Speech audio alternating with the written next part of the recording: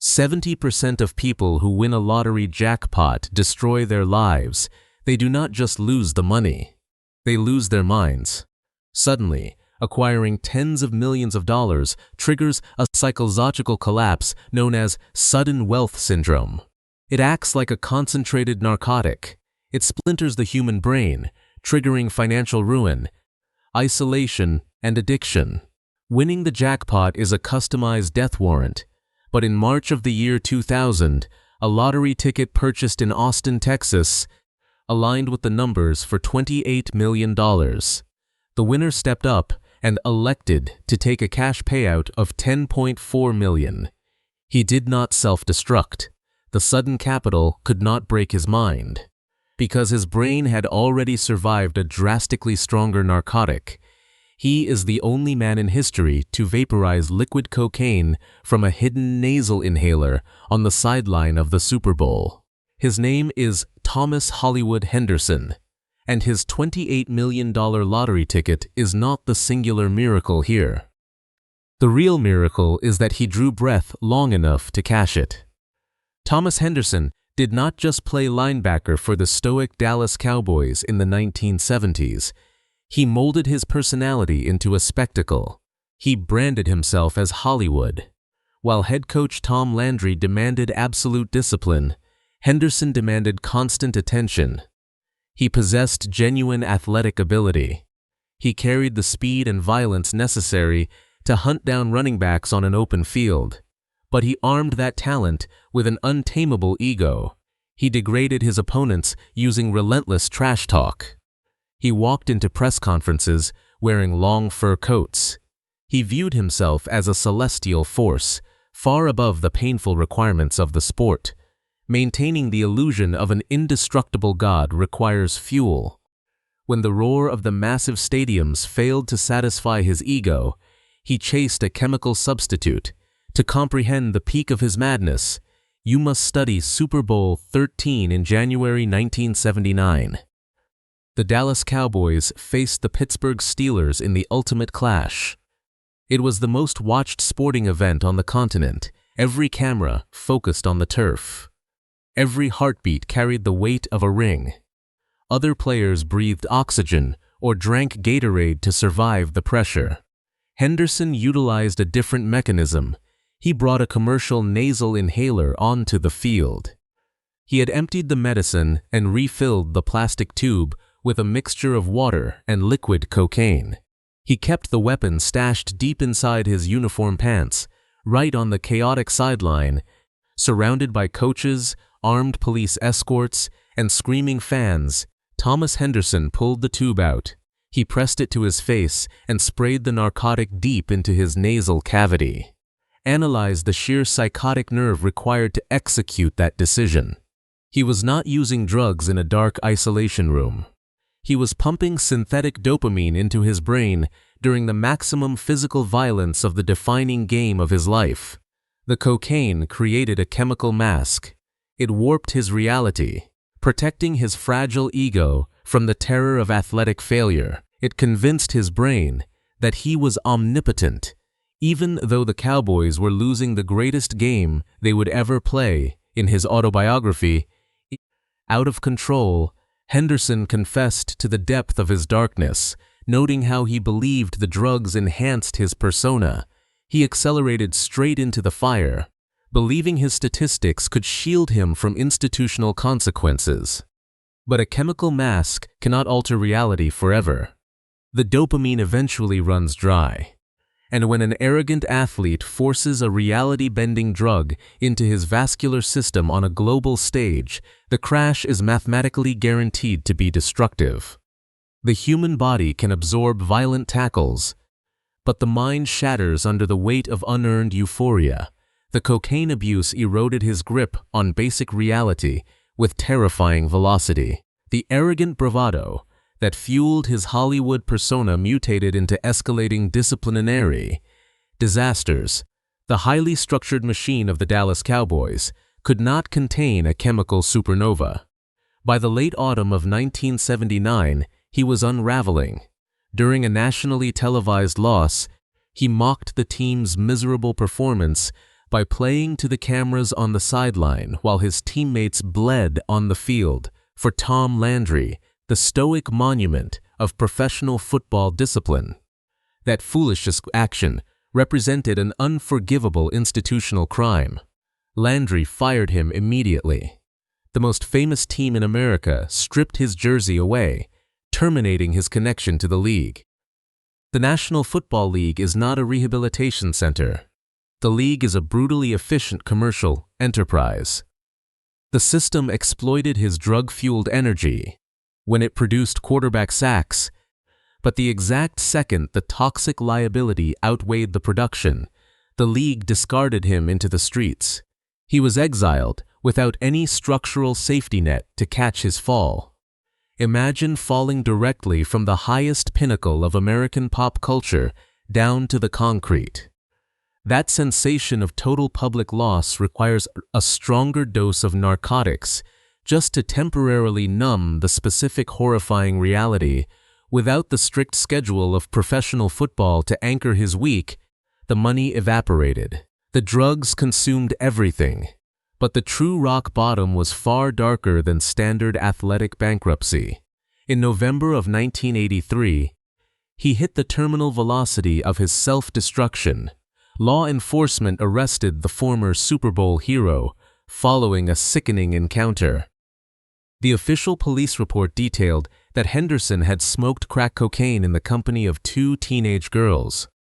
When police initiated the raid, the former NFL star desperately attempted to bribe the investigating officers. Authorities locked him inside a brutal cell. The glamorous Hollywood mask was obliterated, destroyed by the reality of his own predatory actions. He was actively staring at a prolonged sentence in a hardened correctional facility.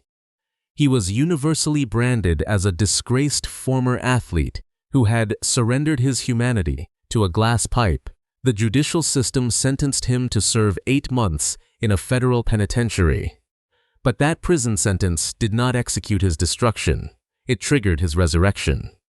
Sitting in darkness behind steel bars, entirely separated from the enabling environment of professional fame and severed from his chemical supply chain, he finally confronted the monster he had cultivated. He designated November 8, 1983, as his final day of chemical surrender. He chose painful sobriety. He spent the remaining decades executing the most grueling, unglamorous psychological rebuild imaginable. There were no roaring stadiums celebrating his daily abstinence. There were no lucrative television contracts handed out for completion of a 12-step meeting.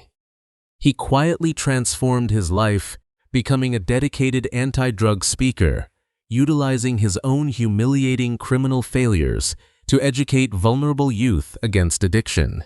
The struggle was slow and largely ignored by the sports media that had once amplified his legendary trash talk.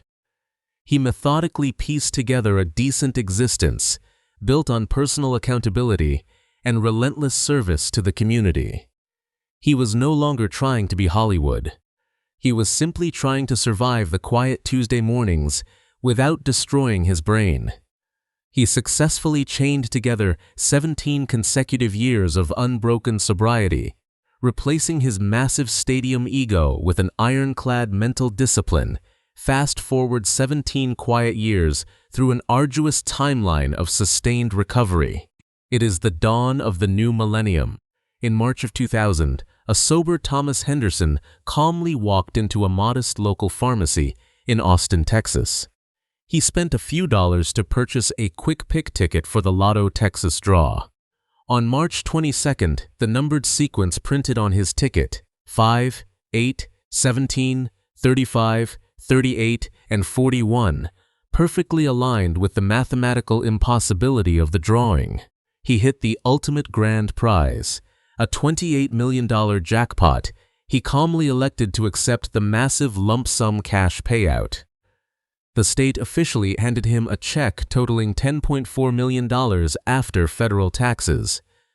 Take a moment to carefully analyze the profound psychology of this specific event. Winning a massive lottery jackpot is statistically a heavier burden than managing a profitable corporation. A sudden influx of extreme wealth acts like a thermonuclear bomb detonated directly inside a human brain. The cash immediately shatters the average winner's fundamental relationship with daily reality. Ordinary people quit their jobs, purchase unmanageable luxury estates, isolate themselves from their jealous families, and rapidly succumb to substance abuse, trying to manage the heavy psychological pressure. Sudden wealth syndrome mathematically destroys the vast majority of lottery winners within 5 short years. Now inject that exact same $10 million shock into the highly sensitized neurology of a former crack cocaine user who had previously lost millions in the NFL. By every known law of psychology, addiction, and probability, that winning lottery ticket should have immediately signed Thomas Henderson's rapid death warrant. A $10 million cash deposit is the ultimate enabler. It provides the financial freedom to purchase enough narcotics to permanently shut down a human heart. The greatest power of immense wealth is its terrifying ability to bend reality to your desires. But money loses its absolute destructive power when it confronts a man who has deliberately spent 17 grueling years rejecting all chemical manipulation to intentionally live with the coldest, hardest version of the truth. Hollywood Henderson possessed a unique biological defense mechanism against the extreme toxicity of the ultimate lottery curse. Because he had already visited the absolute darkest depths of human psychological hell, the shiny allure of a private jet or a sprawling mansion held absolutely zero corrupting power over his soul. He had already desperately tried to purchase artificial happiness using extreme pharmaceutical chemicals on the physical sidelines of the Super Bowl. He already intimately knew exactly how quickly a multi-million-dollar fortune evaporates when you hand the steering wheel over to your inflated ego. When the check cleared the bank, he did not sprint toward a Las Vegas casino. He did not seek out his old toxic connections to reignite the terrible party that Tom Landry had ended 2 decades earlier. He remained ruthlessly sober. The $10 million payout simply could not provide a dopamine surge strong enough to overwhelm the iron fortress of discipline he had meticulously constructed during 17 quiet, painful years of attending intense recovery meetings. The massive wealth was ultimately powerless against his accumulated pain. He calmly told the frantic local media exactly what the massive jackpot meant to his life. He stated that the new money would successfully support his family and expand his substantial community service efforts, but he firmly insisted it would not alter who he actually was. He successfully absorbed the shockwave because the artificial high of extreme financial excitement simply could not compete with the hard-earned peace of long-term survival. He possessed the incredibly rare biological immunity required to actually survive winning the lottery, precisely because he had already mathematically survived smoking crack cocaine. If a standard citizen wins the lottery, the extreme shock drastically alters the chemical balance of their unconditioned brain, forcing them to confront temptations they never previously imagined. But Henderson had already imagined, chased, caught, and survived the absolute worst temptations the world could manufacture.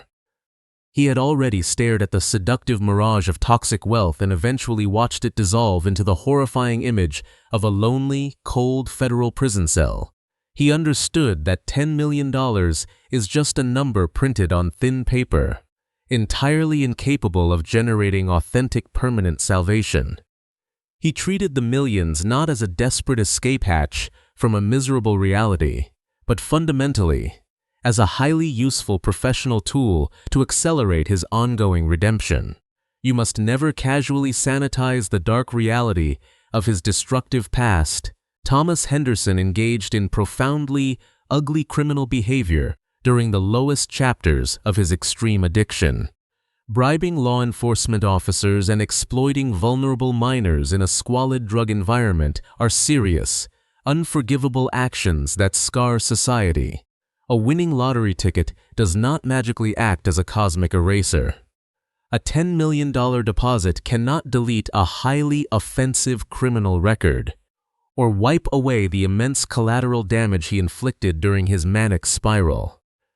But the true, authentic measure of the man is not determined by the depth of his horrific fall. It is heavily determined by what he built when the universe unexpectedly handed him the ultimate golden shovel. While typical lottery billionaires frantically purchase exotic private islands or blindly fund highly leveraged luxury business ventures that inevitably shatter, Henderson aimed his massive capital squarely at the deeply broken community of East Austin. He did not construct a massive, gaudy Hollywood monument dedicated to his own inflated ego. He channeled his lottery fortune directly into heavily structured, protective community service. He significantly funded extensive substance abuse treatment programs, trying to pull broken individuals out of the exact same chemical hell that nearly consumed his own life. Most incredibly, he utilized his newfound wealth to personally fund the extensive construction of an enormous public youth athletics stadium in the exact disadvantaged neighborhood that originally raised him. How frequently do you witness the cold, indifferent universe hand a $28 million jackpot directly to a convicted felon, only to watch that terrible sinner immediately transform into the fiercely protective guardian of his local struggling town? He did not arrogantly demand they explicitly name the massive athletic facility after his old famous professional football persona. He simply built a safe, highly protective environment where struggling, deeply at-risk children could burn off their intense energy through highly structured athletics instead of seeking destructive escape through cheap street narcotics. Look closely at the profound juxtaposition of the two distinct chemical tools that fundamentally shaped his chaotic existence. During the physical prime of his athletic life, he utilized a tiny plastic nasal inhaler loaded with pure liquid cocaine to artificially survive the crushing pressure of performing in a Super Bowl. That small plastic tool fed his massive arrogance and violently pushed him straight into federal custody. 2 decades later, he held a tiny printed piece of cheap lottery paper worth tens of millions of dollars. He deliberately used that specific tool to lay massive concrete foundations, construct safe athletic boundaries for vulnerable youth, and silently finance the grueling, painful machinery of local community recovery. The incredible $28 million payout did not save Hollywood Henderson. The strict timeline proves it permanently. He saved himself exactly 17 grueling years prior to ever stepping foot inside that quiet Texas pharmacy. The universe simply waited patiently for him to finally forge the massive psychological armor necessary to mathematically survive the extreme cash injection. The financial windfall was ultimately meaningless without the agonizing prior acquisition of intense personal discipline. He successfully beat the terrifying odds of violent professional football. He successfully beat the terrifying odds of overcoming heavy federal addiction. He successfully beat the mathematical impossibility of the lottery. A massive, sudden lottery payout is the absolute fastest, most ruthlessly lethal mechanism for destroying a heavily undisciplined human mind. Sometimes, the absolute only way to successfully survive falling into the incredibly lethal trap of winning a massive $28 million jackpot is to fall completely into the toxic, brutal depths of pure destruction first, and spend exactly 17 agonizing years silently clawing your way back to reality, perfectly armoring your brain for the exact moment the massive cash hits your hands.